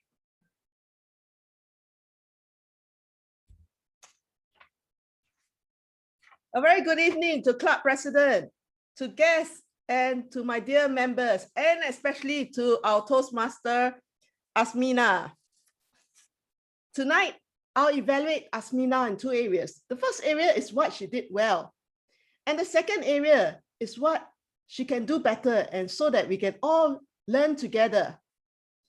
Now, for what she did well, Asmina presented an informational speech on networking. What a good job. She really did an in-depth research. I can see very well that she gave us many parts of networking. The importance, what is it, how to do it, how to stay in touch, the don'ts.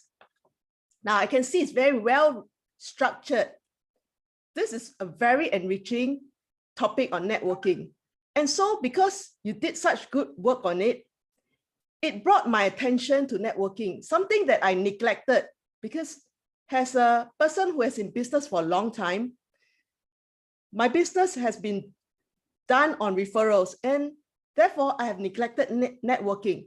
And I'm very happy that she has done a good job on networking, and it's like a mini lecture. So I've picked up a lot of tips on networking, and I'm sure the audience has also picked up a lot of tips. And what she did marvelous, right, was the beginning when she talked about the effects of current market. And this is where she talked about the importance, why the situation has changed, and therefore it's like an appetizer for us to want to do networking.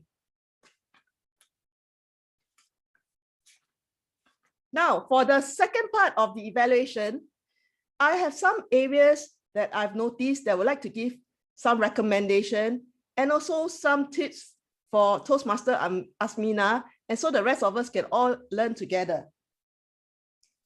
I enjoyed your informational speech on networking. However, I find that it has been presented in too lecture style. So if I were the speaker Asmina, I would reduce the number of slides to probably like 4 slides so that I can focus on more key areas. And remember, I said she did a marvelous job on talking about the importance of the changes of market effect. Yes, in that area, she could have changed her voice tone to make it like a very serious, dreadful situation. That's why networking is relevant and even more relevant. But her conclusion was a bit rushed. I would suggest to Asmina to summarize her conclusion. Otherwise, we'll be left hanging, wondering what is the main message of this networking. And one more thing, would appreciate Asmina to focus on the camera because her eyes were not there. So all in all, I really enjoyed this informational speech on networking, and I'm sure everyone enjoyed it. So try to reduce the content so that we can learn more about the importance of networking. Back to you, Toastmaster of the Day. Thank you, Toastmaster Alicia Chia, for your evaluation. Please welcome the third evaluator, Toastmaster Jennifer Lim, who will be evaluating Toastmaster Angela Lansbury's speech. Friends call her Hot Mama. Toastmaster Jennifer Lim likes reading to gain knowledge, singing to improve her vocal variety, and dancing to keep fit. Please put your hands together to welcome Toastmaster Jennifer Lim. Thank you, Toastmaster of the Day. Angela, I applaud you for a well-delivered, well-organized, and well-structured speech tonight. I like all the props you use to emphasize the various parts of your speech. First, you dress the part of a chef. You use an ostrich egg in the beginning of your speech, big enough for us to see instead, and it is obvious. Then you use a cat to act the part of your dad speaking. Next, you engage the audience by asking them to raise their hands if they can't or they can cook an egg. And towards the end of your speech, you ask us to raise our hands and promise we teach everyone in the family to cook. Your body language, vocal variety, and eye contact are exemplary for us to learn. I like the humorous part of your speech when you acted as your dad asking, "Where do I find the eggs?" And it was funny when you said, "Dad, open the fridge, you will see the eggs." While you have many props to emphasize your speech, however, I feel that you can improve on this aspect by placing your props right in front of you on your table so that you do not need to bend down and part of you disappeared from the screen. You could stop moving too much away from the screen. The title of your speech is Learn Cooking and Teach Safe, Scrumptious Cooking. In the end, I got a message as learn how to cook an egg safely, but what happened to the part about scrumptious cooking? I had the idea that you will be cooking a lot of other dishes. Perhaps you want to take out the word scrumptious cooking because I expect other dishes as well. In conclusion, you have spoken very well, and to enhance your speech, just pay attention to your movements, place your props, and then be visible. Thank you very much. Back to you, Toastmaster of the Day. Thank you, Toastmaster Jennifer Lim. The next evaluator is Distinguished Toastmaster Willie Low, who evaluated Distinguished Toastmaster Kanan Sankara's speech. Toastmaster Willie Low is an organization catalyst of change, a person who can make change happen as well as inspires and influence others. After leaving Toastmasters for 12 years, he returned in 2018 to make a change to the Toastmasters community in Singapore. He went on to set up the first 100% online Toastmasters Club in November 2019. Please put your hand together to welcome distinguished Toastmaster Willie Low. Thank you, Toastmaster of the day. Fellow Toastmaster and guests, especially to Toastmaster Kana. You did a very good job in explaining the various concepts of how to communicate change with example. That's 3 to 5 example or 8. But according to the project objective, the objective is you should present a real hypothetical change that tells us the detail, the concept, details step by step. Yes, it may apply to those people who are not in the change management industry. I'm afraid to tell you that I'm in the same field. I'm in the change management field.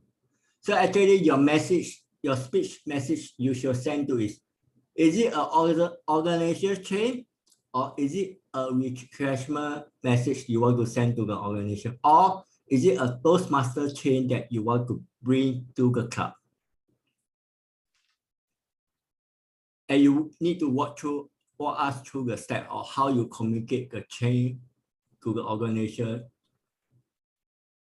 based on the message intended for. You need to explain the change type and how it impacts the change. But your message, we only see here, throughout the whole message, I only listen to the concept of how to communicate change, which may apply to the audience. But for a change catalyst, it does not convince me that. And you need to show the process of change through visual aids.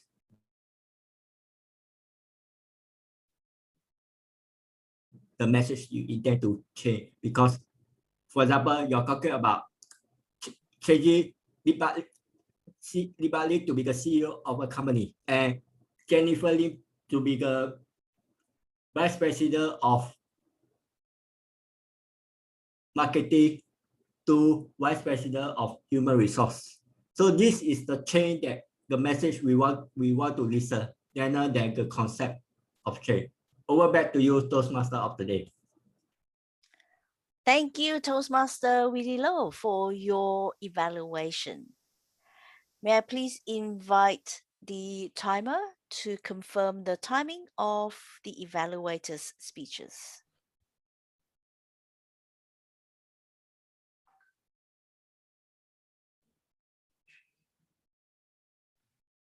Timer. Angela 3.10, Alicia 3.20, Jennifer 3.12, and Willie 1.20. Thank you, Mr. Timer. All the evaluators qualified for the voting. Who do you think resonated with you in terms of their detailed evaluations, the commendations, and the recommendations? I will now launch the poll, and please cast your vote for the best evaluator.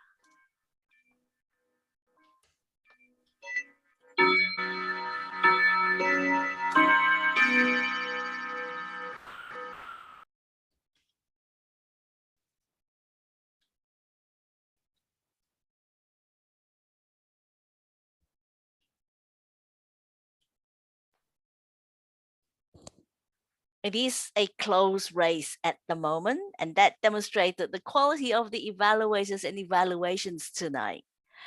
We are at 70%. So may I please invite members of the audience, if you haven't voted, this is your chance. You could make the difference.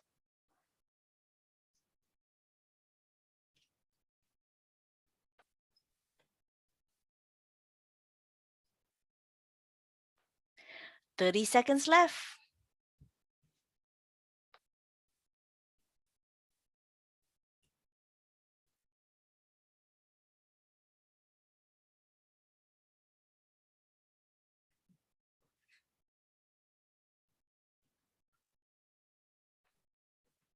Ten, 9, 8, 7, 6, 5, 4, 3, 2, 1. Last chance, last chance.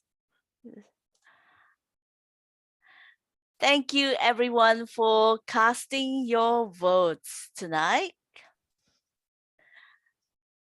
Ladies and gentlemen, would you like to know who the winners are tonight? Please unmute your mic and shout out yes if you. Yes. Yes, excellent. We had 3 categories tonight: best table topic speaker, best project speaker, and best evaluator. The best speaker for tonight, may I invite everyone to please have the drum roll. Best speaker tonight goes to Toastmaster Angela Lansbury. Woohoo! It was a close race for the best evaluator. Eventually, we had a winner. Please put your hands together and drum rolls to congratulate distinguished Toastmaster Alicia Chia. Woohoo! Who is the best table topic speaker?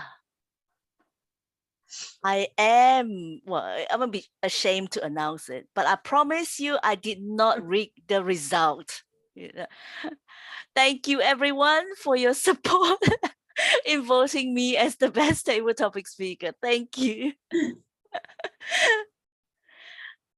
And now as we draw to near the end of the meeting, I would like to invite our club president, distinguished Toastmaster Willie Loh, to give his closing address. Over to you, Mr. President. Thank you, Toastmaster of the day. Today, the essay of test of leadership have been. There's a Toastmaster in this meeting that she have demonstrated the acid test of leadership. Do you know who is the person? The person is none other than Toastmaster Alicia Chia. Reason number 1 is she stepped up at the last moment to be the Toastmaster of the day where Toastmaster Diwali have to come late. And she is always the one who always step up to the essay of test of leadership. But never mind. Since our meeting is every week, we would like all the members of this club to step up the acid test of leadership. You ask me how? That's the way. Go to the place where you book your program sheet instead and assign yourself as a role, especially Toastmaster of the evening, because that's where you execute the acid test or leadership. And also why so? Because you'll be met with last minute resolver, last minute speaker who want to speak, and you need to assign someone at the last minute. The Toastmaster of the evening in a Toastmaster meeting is always managing the acid of leadership in every Toastmaster meeting. It's not about ensuring the meeting goes well. We are here to learn, to get better one day. And who knows, one day we will become master of ceremony outside. That's where the acid of test, the leadership will be further tested up in the real world. Thank you. And let me pass the control over to the Toastmaster of the evening to gather feedback for the guests. Over back to you, Toastmaster Lee. Thank you, Mr. Club President. Before we close for the day, or the night, I should say, may I please invite our guests to provide some feedback and comments as to your experience tonight with the meeting. I'm just going to go around the screen. Patricia Tay. Hello, thank you. Thank you very much. I think it was really great, and the meeting has been very, it seems to be very structured, and lots of learning involved. And I think everyone is just so sincere with their evaluation as well. This is really the place where we can learn without fear, because we know people are not judgmental. You give feedback because you want to improve and you want the other party to improve. And there is just so much learning involved here. I love it. I love it very much. Thank you. Thank you, Patricia, for sharing your experience with us. May I please invite Sebastian to provide some feedback? Hello again, everybody. It's my second time this time attending this session, and I'm still enjoying it, you know. So yes, it was fun. It was very educational as well, and also very inspiring, especially that session on leadership. So well done, guys. Thank you. Thank you, Sebastian. Thank you for your feedback.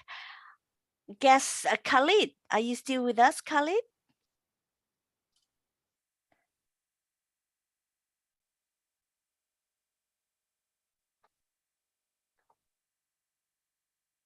He may not be with us. And the last guest is, I do apologize, your name appears as A. Malander, so I'm not sure what your first name is. It's Aiden. Aiden, is it? Hi, Aiden. Yeah, Aiden. Yeah. My thoughts, I think everybody put a lot of effort into their speeches. You know, I could tell people have been putting a lot of effort into them, you know, and you had the feedback session as well, where people had an opportunity to speak on what they've just seen, which is good because it's like a two-way street in a way. You do the speech and then you get the feedback as well. The table talk, I think it's called. That was good, you know, give me the opportunity to join in a little bit. And yeah, I thought it was a good little session. Thank you, Aiden. Thank you for your feedback. What is this thing has been confusing me a little bit. Oh, what is that this about? one, okay. So usually in a physical meeting, we clap, right? But in a virtual meeting, this is the universal sign language for clapping. So we're being inclusive here and using the universal sign language for clapping rather than doing this. It's like how the Queen waves like that. Oh, yes, that's right.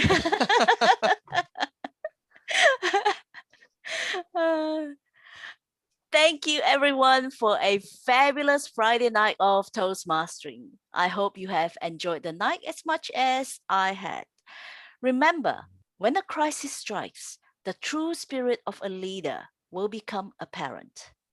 How you pass the acid test of leadership is in how you uphold your key principles in times of crisis. Remember, take responsibility for decision making. Don't hide behind advices. Be visible, be personal, and do the right thing and say the right thing. I would like to leave you with this thought as I bid you adieu. Let me just share a slide with you. The true test of leadership is how well you function in a crisis, according to Brian Tracy. Good morning, good afternoon, good evening, and good night, everyone, wherever you are in the world. We hope to see you, same bad time and same bad channel next week. Goodbye, everyone. Bye. Bye. Bye-bye.